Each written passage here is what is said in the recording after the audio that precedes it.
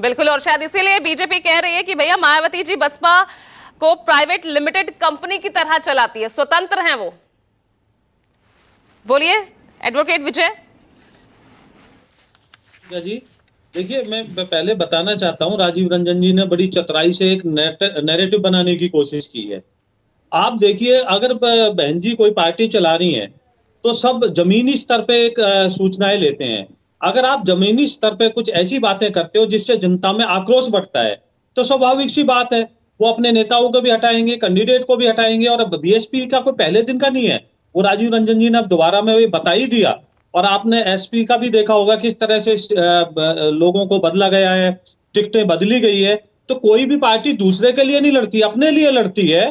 तो राजीव रंजन जी को तो मैंने देखा है पश्चिमी उत्तर प्रदेश में तो इनका बहुत ही ज्यादा गहरा एक नाता लगा लो, कुछ भी लगा लो, कि लोगों के बीच ये घूमते हैं।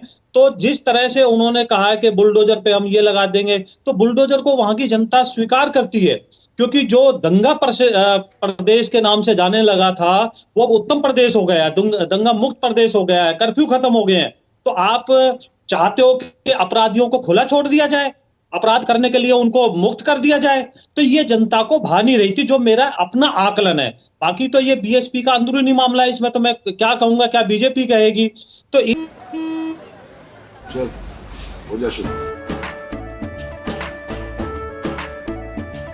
केसरिया से मन जोगी हुआ रे, दिल झूमे देखो पतवारा हुआ रे, दिल झूमे देखो पतवारा हुआ रे। हर पल मनाओ केसरी त्योहार। विमल बोलो जुबान केसरी। इसमें इस तरह की बात लेना कि ये बीजेपी की बी टीम है, तो मुझे लगता है कि ये कहीं से भी किसी तरह की कोई सच्चाई नहीं है, क्योंकि बीएसपी मजबूती के साथ इलेक्शन लड़ रही है, हम भी मजबूती के साथ इलेक्शन लड़ रहे हैं, जो भी नेशनल पार्टी हैं सारे अपने लिए लड़ रहे हैं। और ये तो अपना, आपने बताया होगा, एक सीट आई थी इनकी एमएलए की, तो ये तो अपना वजूद बचाने के लिए लड़ रहे हैं। तो कोई आदमी अपना वजूद थोड़ी किसी तरह से खत्म करेगा। तो इसको मैं कंपेयर करना बेईमानी करे ना मानता करे, हूं, लेकिन बेईमानी आपको कहीं ना कहीं फायदा पहुंचाने के लिए कई ऐसी सीटें हैं जिस पर उम्मीदवार बदले, एक एक नहीं दो दो बार उम्मीदवार बदले, और सीधा सीधा यहाँ पर आपके लिए वो और आसान भी कर दी। अभी एग्जाम्पल दिया, जौनपुर का दिया, बस्ती का दिया, अभी मेरे से राजीव रंजन। पूजा जी आप देखिए, अभी राजीव जी ने बोला कि एक ही जाति से दो थे, तो वहां उन्होंने आकलन किया होगा कि जो वहां की जातियों सारी एक तरफा और दूसरी तरफ होगी। तो चलिए मुस्कुरा रही है प्रियंका जी काफी, बोलिए प्रियंका। ये जातिवादी पार्टी, अभी मेरा थोड़ा सा मैं जवाब दे दूं, छोटा सा। जी आ रही हूँ प्रियंका जी, आ रही हूँ, 10 सेकंड एक बार दे दूं मैं, बोलिए। जी जी जी जी उसके बाद में ये बोलते हैं कि भाई उनको हटा दिया गया, तो उनकी मात्र 29 साल उम्र है और उनका कितना वो है एक्सपीरियंस, बताइए। प्रियंका गांधी को किस तरह से साइडलाइन किया गया, और वो कहती है मैं इलेक्शन को संभालूंगी। क्या इलेक्शन इंदिरा गांधी ने नहीं संभाला था? हमारे मोदी जी नहीं संभाल रहे हैं क्या? कौन इलेक्शन लड़ रहा है? लेकिन किसी ने क्वेश्चन उठाया क्या?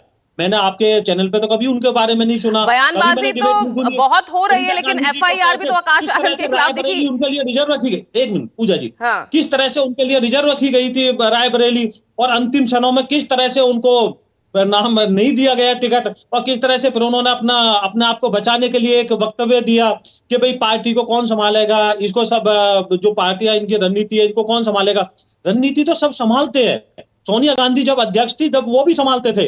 और रही बात गर्मी निकालना योगी जी की, एक बताओ, सत्ता पक्ष में कुर्सी पे बैठे हो चीफ मिनिस्टर, क्या इतनी बात नहीं बोल सकते कि अगर कोई आदमी कानून को हाथ में लेता है तो उसके कानून सम्मत कार्रवाई करना क्या सत्ता पक्ष का धर्म भी है? ठीक है, जवाब ले लेती हूँ, मैं जवाब ले लेती हूँ विजय जी जो सवाल खड़े किए।